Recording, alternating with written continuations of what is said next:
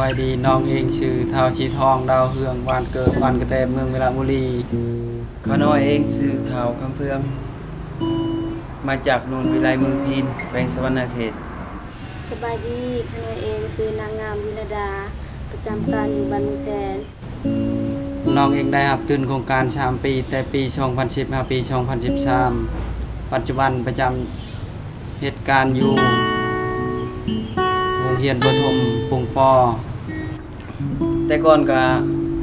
3 ปีแล้วมาสอนอยู่3 ปีนี่แล้วเนาะสิมาสอนอยู่บ้านโนนวิไลบ้านของตนเอง มีนักเรียนสอนห้องเดียวสอนห้องคนหนึ่งมีนักเรียน25 คนและได้รับทุนอยู่ในโรงเรียนได้รับทุน25 คนมีนายครู6 คนมีนักเรียนทั้งหมด100 ปลาย145 คน มีครูทั้งหมด3 คนมี5 คันเรียน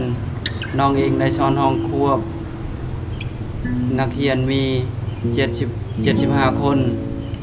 การสอนก็มีความยุ่งยากหลายเนาะเพราะว่าสอนห้องควบ3ห้องป3 5ป5ในการสอนมีความยุ่งยากหลายเพราะว่าอุปกรณ์การเรียนการสอนยังบ่ครบถ้วนเป็นต้นมันปึ้มพิมพ์แต่ละวิชาปึ้มภาษาลาวปึ้มคณิตศาสตร์ปึ้มรวมกันตัวและซื้อการเรียนการสอนแม่น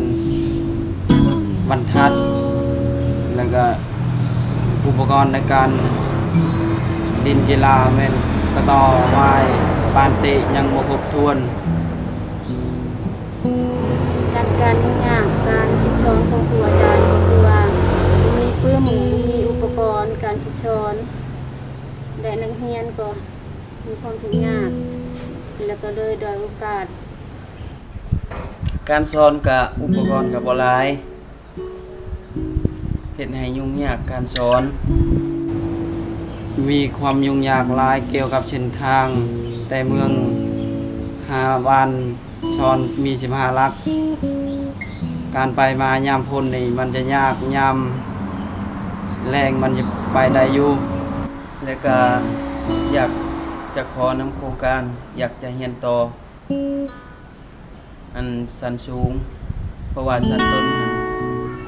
มันน้อยกว่าแหละอยากเรียนต่ออีกเนาะฉะนั้นแหละมีแต่อยากขอนำโครงการเท่านั้นเรียนต่อสันสูงใจเดี๋ยวขอจบ